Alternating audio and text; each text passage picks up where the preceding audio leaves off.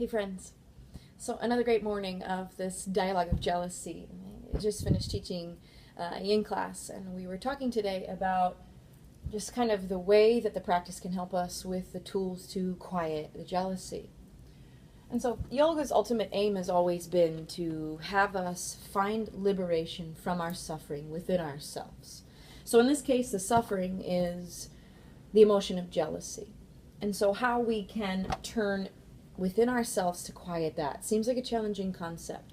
So today, what we talked about was, think of being in a classroom. You're in a class and you're sitting on your mat waiting for class to start, and in walks this chick, and she's svelte and she looks amazing in these fancy yoga pants with all kinds of cool patterns. And you look at her and you feel like her life must be perfect because of her outer shell. And so then you feel yourself like doing that thing where you cower and you feel slightly less yourself because you don't look like her or look that great in the yoga pants like she's wearing. And so if we learn from our practice to calm and quiet that feeling of jealousy, number one, always to remember that it's okay to feel that way. But number two, what if in that moment we just closed our eyes? What if we allowed our breath to just kind of run through us for a second, just to put a little bit of space between ourselves and that reaction of jealousy? Would that help? I bet it would. Now, if you've taken other yoga classes outside of mine, you know that a lot of the way that yoga is taught is what is perpetuating these feelings of jealousy that we have inside a classroom. I'm sure you've been in a class before and a teacher has said, if this is too hard, put your knee down and modify. Or they'll say to you, if it's not hard enough, pick up your back leg and intensify. And that makes us feel like we're having trouble just trying to find a way to enjoy ourselves between this spectrum of weak and strong.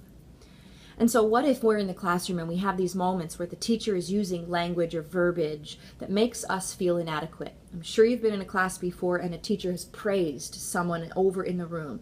You might be in a really hard pose, trying something challenging, and there's one person in the room that's doing it. And that teacher is sending all their love and their energy to that one person that's getting it, instead neglecting the effort of the 20 plus other people in the room trying their hardest to be able to fit in.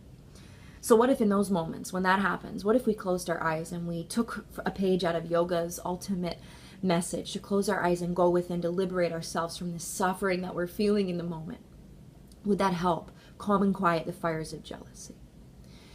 Because if we're off our mat, we can take that exact same advice with us.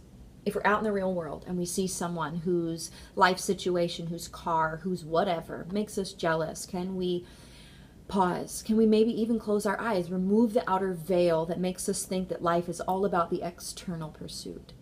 Can we feel a calm, steady wave within us? Can we feel jealousy? It will still probably be there, but can we feel there a space get created so that we can breathe into that space and feel okay with who we are and where we are?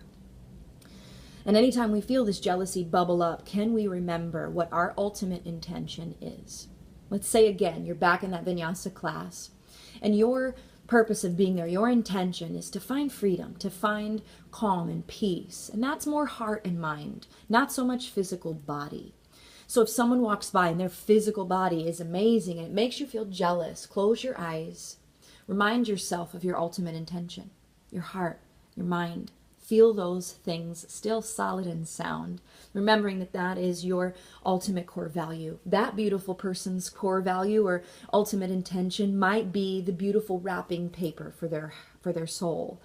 And so being able to send love towards that person instead of jealousy, being able to pause, feel connection to your intention, to be able to appreciate and celebrate that other person's intention so that we can all exist together happily in a space of love and compassion, which is the divine birthright of each one of us out there.